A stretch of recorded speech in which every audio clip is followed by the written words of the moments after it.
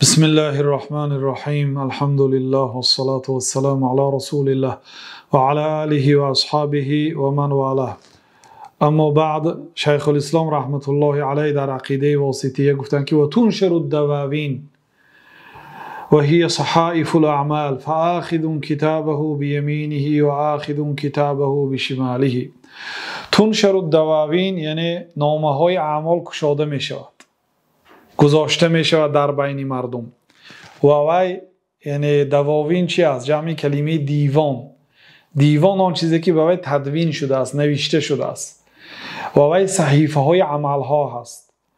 فآخذ کتابه بیمینه، بعض مردم او را با دست راستش میگیرد، از فضل الله تعالی میپرسیم. و آخذ کتابه بشماله، بعضی انسان ها و دست چپش میگیرد، نسأل الله سلامت و العافیه. او من وراء ظهره، بعضی ها از پشتی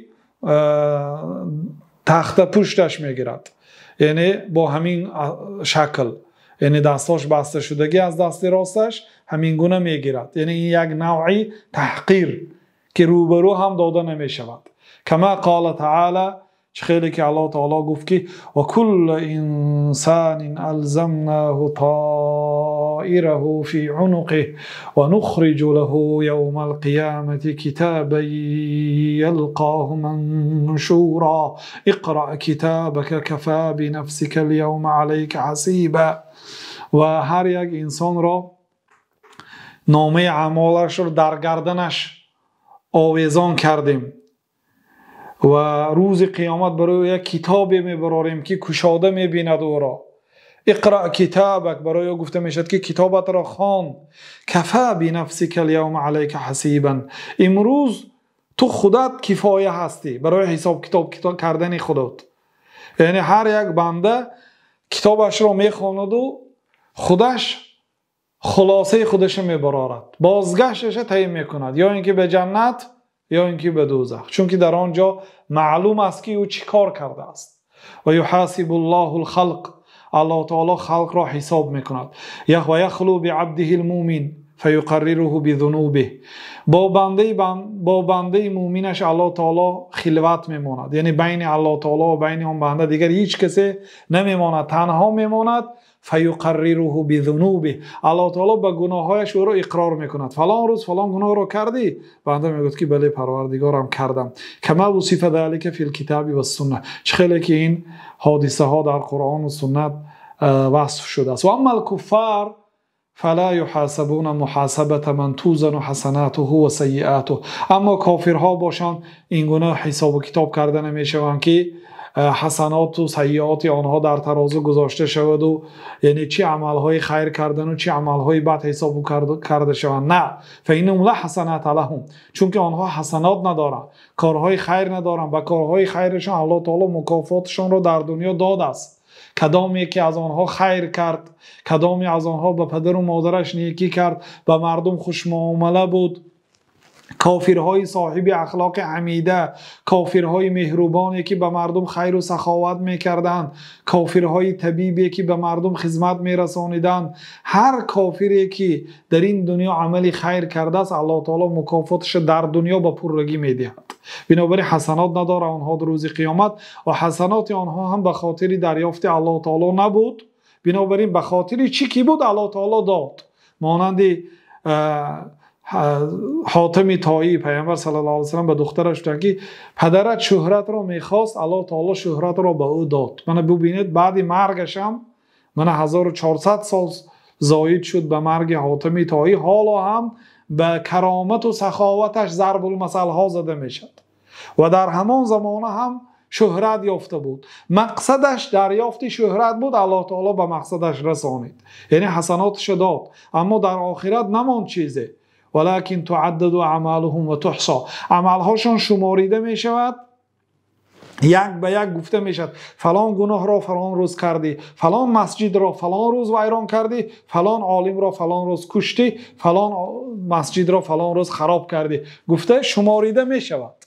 گفته می شود فیوقفون علیها، هر یک گناهش به مراتب استایانده می شود، یعنی آگاه کرده می شود. و یقررون بها، اقرار کنند می شود بله پروردگار من این گناه را کردم میگوید.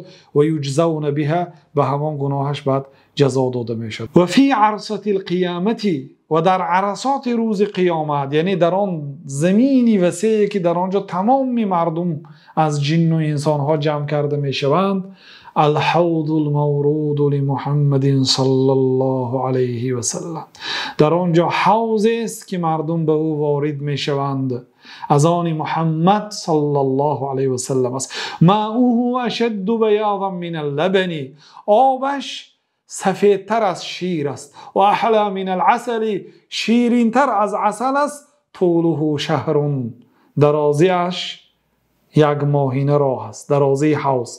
و عرضه شهر، و برش هم یک ماهینه راه است. آنیته عدد نجوم السماء، آن یعنی پیاله و ظرف هایی که در اطراف حوض گذاشته شده است تا اینکه مردم از آن آب نوشند، به عدد ستارگان آسمان است. من شرب منه شربتا لم یظمأ بعدها ابدا، کسی که یک شربه از آن نوشد، یا نوشابه از آن اگر نوشد دیگر هیچگاه تشنه نمیماند. از فضل الله تعالی میپرسیم.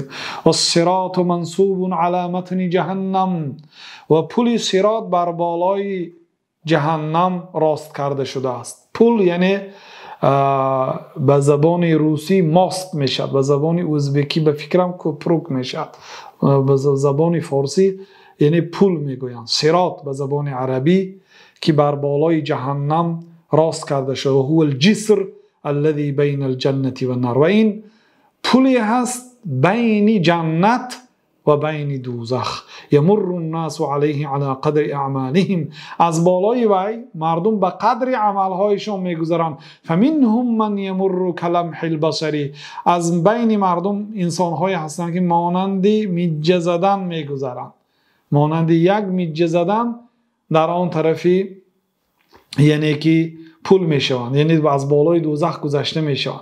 و منهم من یمر کالبرق، از بین مردم انسان‌هایی هستند که مانند رعد و برق، خیلی که از آسمان به زمین آمده میرسد قوتش، همین گونه میگذرند. و منهم من یمر کالریح، از بین مردم هستند شخصانی که مانند شمال میگذرند. و منهم من یمر کالفرس الجواد، از بین آنها شخصیت‌هایی هستند که مانند اسب تازی میگذرند، اسب سردونده، یعنی بسیار اسب صفت عالی که دارد، تیز میدود مانند آن. و منهم من یمر کریکاب الابل، از بین مردم شخصیت‌ها هستند که مانند شتر میگذرند. شتر میدود ولی دویدن او مانند دویدن اسب نیست، پایانتر از آن است.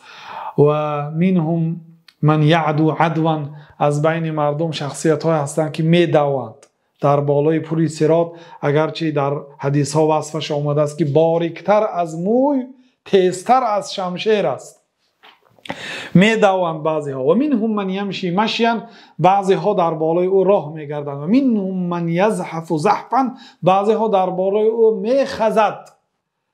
میخزد. ما چارپالا میگوییم، مردم خوجند گاوک میگن، و در عربیش هم گاوک آمده است، یعنی همین خیلی میخزند در بالایش.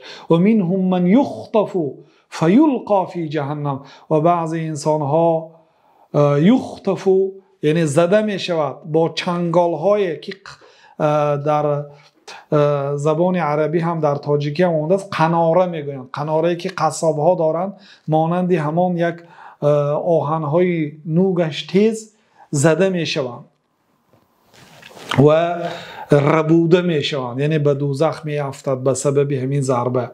فإن الجسر علیه کلالیب، چون که آن پول، یعنی که آن کوپروکی که هست در اطراف او جسر، در اطراف آن پول کلالیب هست، یعنی همین قناره، مانند قناره بر این آهن های نوگش تیز است.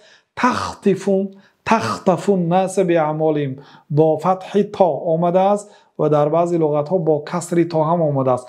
تخطف الناس باعمالهم، به سبب گناه هایشان مردم چا میکنند؟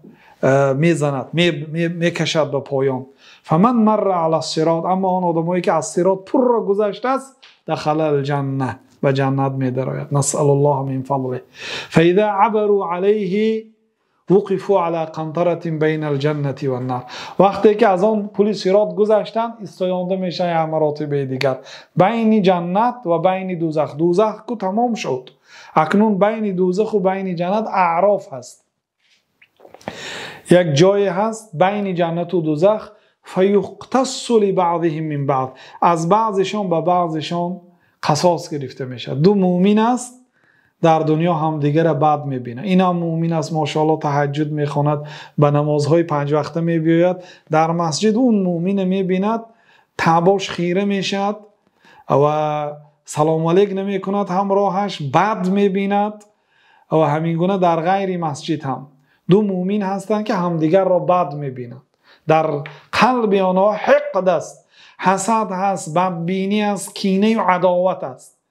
این آدم ها مومن هستند، در دنیا زکات دادن، حج کردن، مسجد ساختن، علم گرفتن، خیر کردن، ولی به مومن ها حقد دارن، بین آنها مشکلی است.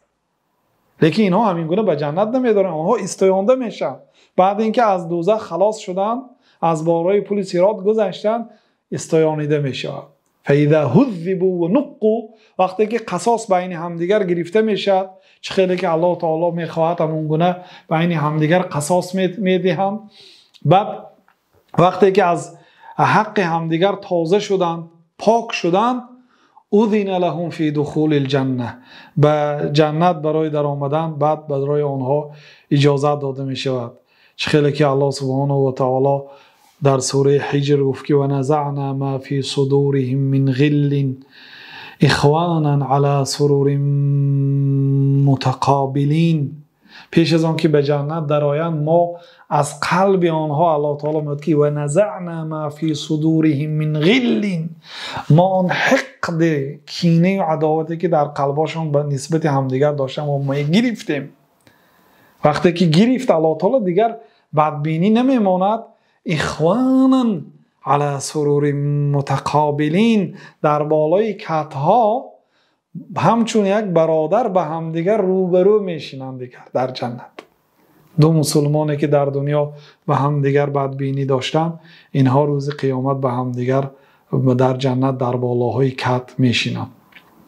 و اول من یستفتح باب الجنة محمد صلی الله علیه و سلم.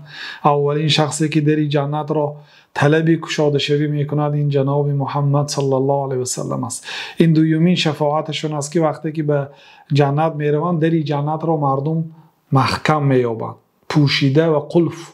پیغمبرها، صالحین، همه رفتگی در جنت محکم است. و پیامبر صلی الله علیه و سلم برای گشاده شدن شفاعت میکنه. و اول من يدخل الجنه من الامم امته صلی الله علیه و سلم.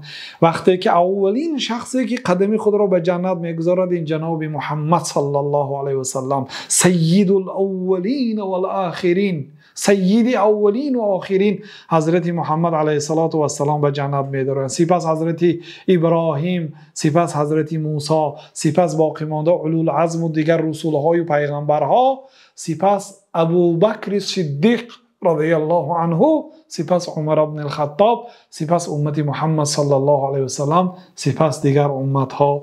در همین قدر کفایت میکنیم. الله اعلم. صلی الله وسلم علی نبینا محمد و علی آله و صحبه اجمعین.